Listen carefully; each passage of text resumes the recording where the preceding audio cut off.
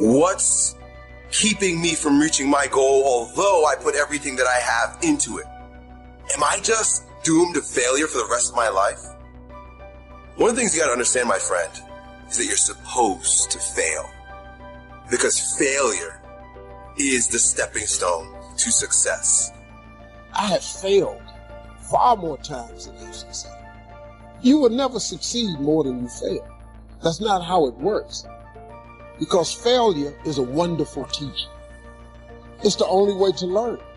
Failure is a part of the process to becoming successful. Because failure is an experience that lends to wisdom that ultimately makes you a stronger version of yourself. Thomas Edison, right? When a reporter asked him, how did you feel about failing 1,000 times? And he said, no, I didn't fail 1,000 times. I just found 1,000 different ways that it wasn't going to work. But every time he found a way that didn't work, he was growing stronger. He learned something, he discovered something. You are discovering something about yourself, and you're exercising your character every time you get up and try something. It's not about making $1 million, and it's not about the light bulb. It's about what you learn along the way. It's that journey, and you're on the journey. And guess what? The journey's hard. And that's why most people don't do it. Most people aren't willing to get on that journey because they're afraid to fail. Every time you fail, it means to me that you're doing something. Go out there and fail. It's the greatest joy because it says so much about your character and it adds so much to who you're becoming. But we live in a culture where everybody wants something for nothing. They see Michael Jordan on the end. They see all the successes at the end. They see Steve Jobs. Michael Jordan, the greatest basketball player in the world, he took 946 game-winning shots. He has only made 146 of those. He has missed over 700 times. You know what they write about? When you make it. So guess what? When you get through failing, all you got to do is make one. I've been to over 200 pitch meetings to pitch ideas in Hollywood. Out of those 200, they have picked 5 of them. But you know what them 5 was? Hits. In 33 years, 5 ideas got picked. All I need is 5 hits. You just need a hit now. So when you fail, it's a part of the process. Keep going. You're supposed to fail. Shit, who you know that gets it right all the time? That's impossible. Matter of fact, when you fail, be glad about it. Don't just accept it, but embrace it. It is the law of nature. Love it for what it is, because if you didn't fail, you'd never be able to appreciate success. Every time you fail, you're one step closer. What's going to happen is if you just keep swinging, you're going to get a hit. Take chances. Don't be afraid to go outside the box. Don't be afraid to fail big, to dream big. See, a lot of people, because they don't want to make any mistakes, it takes us to the next level. A lot of people don't want to fail. I saw a guy last week, Bob Boyd from Columbus, Ohio. Bob Boyd introduced me to motivational tapes. Bob has had at least 30 failures that I know. 30 business failures. Incredible. So I wanted to hear this deal that Bob is bringing. Les, I've got to talk to you. Bob said, Les Brown, I've got a deal. You know, you get exposure to a lot of people. Man, I've got something going. Man, this thing, man, Les, it's a money machine. But here's what was going on in my mind. Bob didn't mention anything about all the losses, deals we'd lost some money on. It was like this is the first deal he ever brought me. You know what Winston Churchill said about courage, Pat? He said courage is the ability to go from failure to failure without losing enthusiasm. So you want to courageously hold on to your dream and not lose enthusiasm. And he was so fired up, you got to see this deal. With the things you're doing, you're now on PBS. Bless you'll make a fortune. Can't wait to tell you about it. I said, tell me, Bob, tell me. He said, Bob, I want to be a part of it. He said, now explain to me what I just told you. I said, I don't know what it is, but I want to do it. I want to do it. I didn't even know. See, you get fired up about something. People will come to see you burn. They want to go too. So I like the fact that Bob has not lost his fight. Bob is still hungry Bob is still searching for a way to make it happen. He doesn't care about people talking about it. Bob has turned a deaf ear to that. People will do that to you. You know, people talk about John Kennedy Jr. failing the bar, but did they make a bigger deal about him passing as they did when he failed? No, you know why? People like to see it. I don't know why it's set up like that. That's why talk shows are so popular. So people like to hear other people's misery. Then they go magnify it in their own life because that's all they focus on. Bob Boy went to conquer his volcano like that gentleman who decided it doesn't matter how many times I fail. I don't care what people say. I don't care what they think. This is something that I want that gives my life meaning and value. I was a millionaire by age 31. I'm broke by age 33. Making foolish decisions. That first money, it's really hard to keep. But sure enough, I fell for some of the temptations. How many colors does it come in? Right? I'll buy them all. You know, that kind of sort of recklessness. But anyway, that and a few other experiences, and, you know, some of my newfound wealth was on paper, and that disappeared. From poor to rich, and from rich back to poor, what do you do now? So I just simply went back to work. Went back using the formula I had used in the first place to do well, and made many times more what I did the first time. You just have to go back to work. The fancy cars had to go, and you go back to a modest apartment and pull everything down to start over rather than trying to keep living up here when you should have to start over back to the street and just put it together again. No different than the farmer who plants in the spring and it's all gone when the hailstorm has been. He goes back in the spring and says, let's try it one more time. So you try it again. If you treat it right and keep the right attitude, you'll be stronger than you were the first time around or the second time around. When I first started working on my fortune as well as my living, my mentor said it depends on your attitude. To get up to pay some extra bills is one thing. To get up to lay the foundation for your fortune, see, is a whole different attitude and mindset. So if you have the right attitude, no matter what's happened, if you just readjust your attitude and your philosophy, start again. Some of the great fortunes are made after the person turns 50, 60. When you're 20, you don't have much experience to invest. It doesn't mean you can't do okay. And when you're 30, you have a bit more experience to invest. And it's true, you can tip either way, to be discouraged by it all or to be inspired by it all. The magic is you can turn around and make another fortune. The mystery is not everybody will do that. Some will use it as a reason to succeed, others use it as a reason to give up.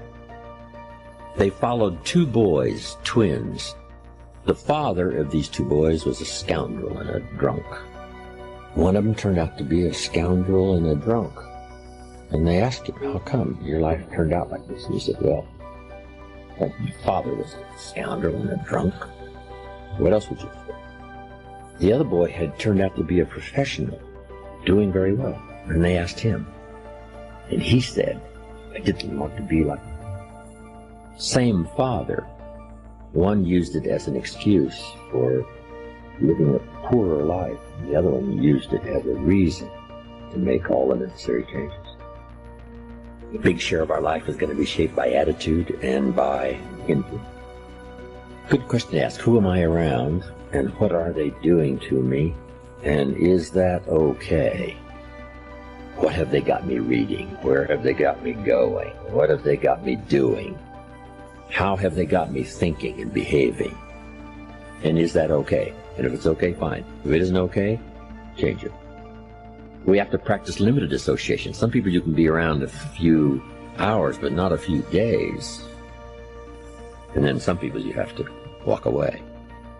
How many of you know that if you had your life to live over again, you could do more than what you've done thus far? Raise your hands, please. That proves the point that what we do and what we accomplish in life is only a tip of the iceberg of what's possible for us. I've found that most people fail in life, not because they aim too high and miss. Most people fail in life because they aim too low and hit. And many don't aim at all. What will happen if you don't stand up for yourself? Then you need to consult your resentment. Because if you're resentful about something, as far as I can tell, there's generally only two reasons. One is you should grow the hell up and quit whining. So you got to find out first if you're just feeling sorry for yourself. And you can think that through, make a pro and con case, and you can talk to somebody that you care about that. I'm not assuming that that's the reason, but that's one potential reason.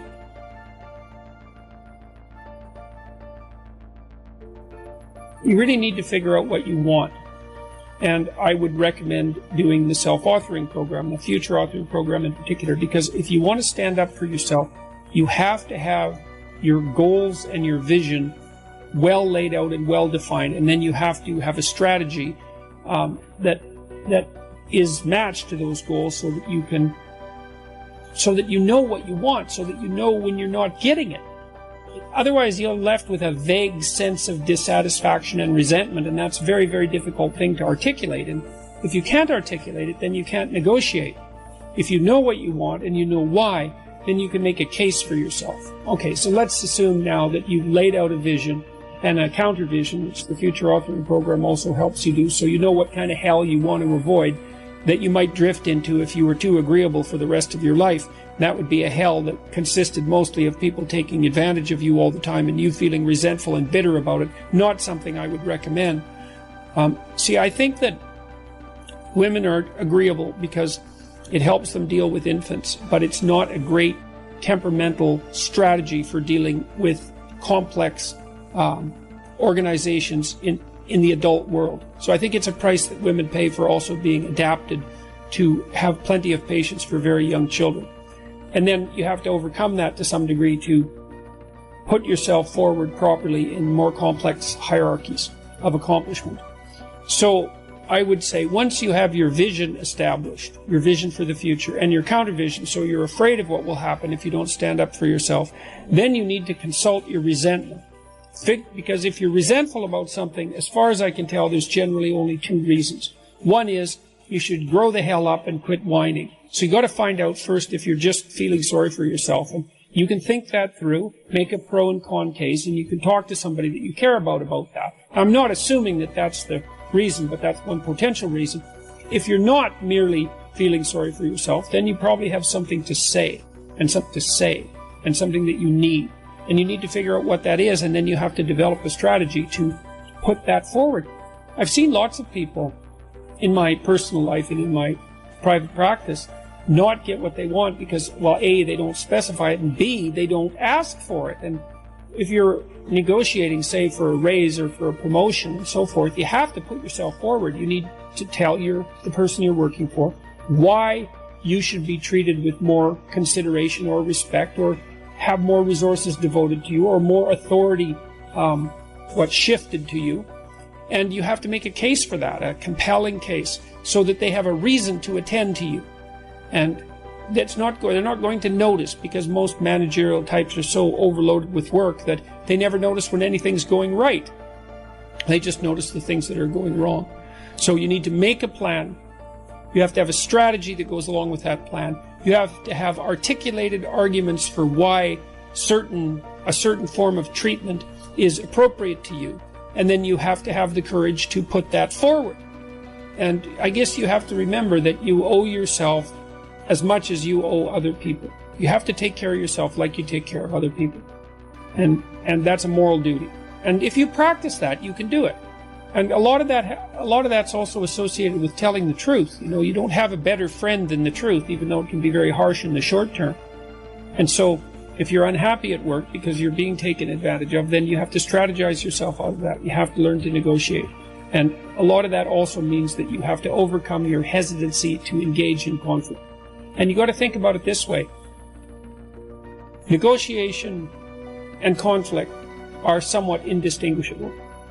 And it's easy moment to moment to avoid negotiation and conflict, but you pay a terrible price for it in the medium to long term. It's better to face the conflict forthrightly in the present and make peace for the medium to long term. And there's courage in that. So that's the other thing I would say is gird up your loins and allow yourself to act courageously and truthfully. Truth is your best bet if you're too agreeable.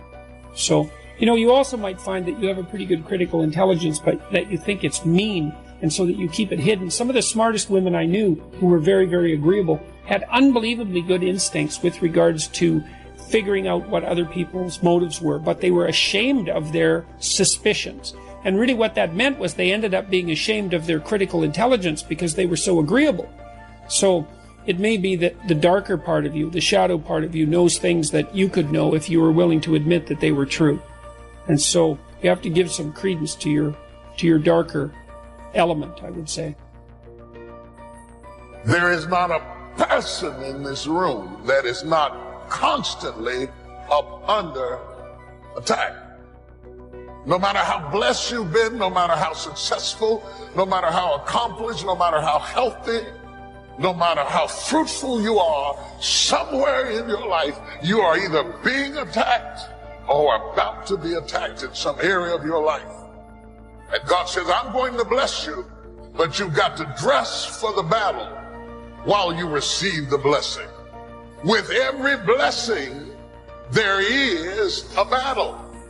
I would venture to say the greater the blessing, the greater the battle. The enemy would not send that level of battle against you if there were not that level of blessing before you. The level of battle you face is an indication of the level of blessings that you stand to receive. No robber robs an empty house. Nobody holds up a bag lady because she doesn't have anything to steal. If you're up under attack, there's something to be gained. See, you got all dressed up not to run. You got dressed up to stand, not to give place or territory, not to evacuate the turf that's yours. You must learn to handle the negative. Don't ignore it. Handle it. You don't have to live in it. You don't have to dwell on it. But you do have to handle it, my opinion. I know some people, please. Just turn your head real quick and say, there's no way, there's no way, there's no way. They'll take your guard. So you've got to handle the negative. Here's what part of it is. It's called the Great War between good and evil. And there is a war on. The minute you were born, you got involved in the war between good and evil, between darkness and light, between negative and positive, between evil and good, between tyranny and democracy, between weeds and human activity. I mean, the war is on. If good does not arouse itself and become active, guess what moves in? Evil. It's a war. A mental war, a physical war, a financial war, between enterprise and ease, between accomplishment and failure. It's a war. You're being fought by imaginations, shadows, and ghosts. Some of you are stressed to death over what ifs and maybes. You've been stabbed by suppose. You lay in the bed wrestling with ghosts of what ifs and maybes and suppose and I think and I heard and I felt, and you wake up tired in the morning because you might have slept but you didn't rest because all in your sleep you've been fighting. Most people are living their lives from a heart place and not a head place. They are so engrossed with what the heart feels that they have not covered what the head thinks. Most people are governed by their emotions. They're having a heart experience in a head fight. You will never win a battle if you're having a heart experience in a head fight. You're telling the enemy how you feel has nothing to do with what you know. And if you're going to deal with a knower, never approach a knower with feelings.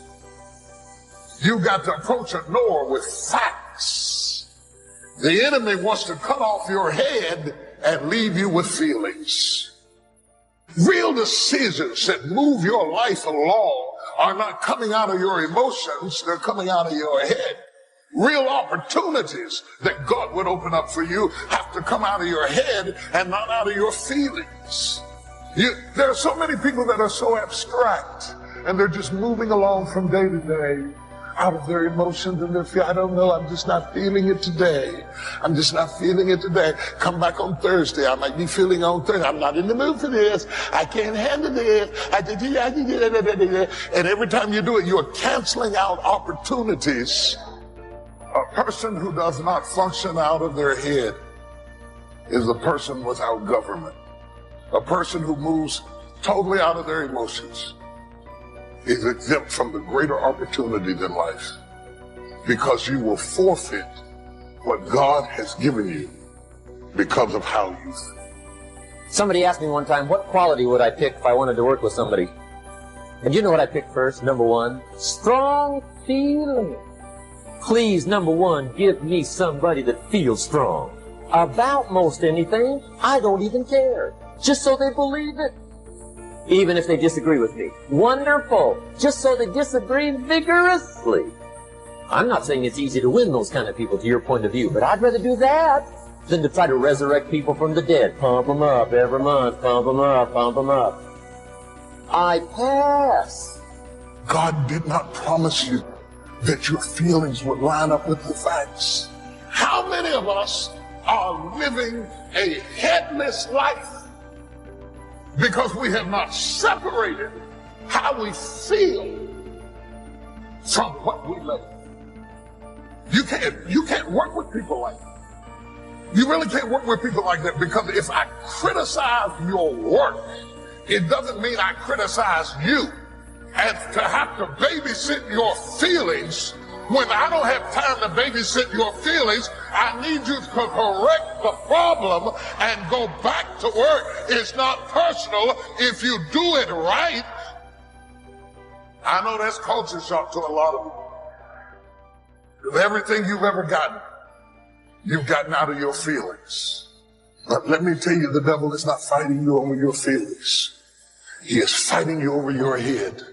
He is giving you images and imaginations and threats of disaster to send your head into a panic mode so that you will digress mentally from the leadership that the rest of you needs. It has to come from the facts and not the feelings. Are you a kingdom without a king?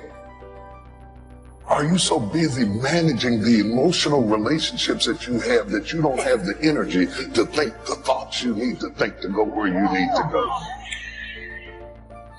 Are you so busy managing your feelings and the feeling the people around you and trying to make them feel what you feel and need what you need and want what you want that you're not making progress in life? The definition of lunacy is to keep doing the same thing expecting a different result. So why are you doing what doesn't work?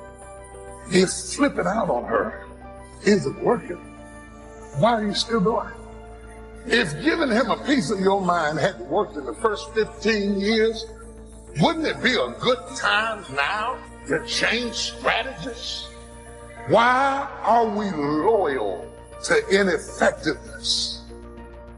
Why are we loyal with ineffectiveness? And we are loyal to things that we know don't work, but because this is how I feel. You don't have to force yourself or motivate yourself to think negatively, to be depressed, to hate somebody, to want revenge, to want to get back at somebody, to beat yourself up over the head, to feel loaded with guilt. You don't have to make any effort to do that. Your mind is on automatic. It will do that by itself. The next thing that is important is that expect things to get better for you, because they are. See, life is cyclic. You're not, whatever experience you're having right now, it has not come to stay.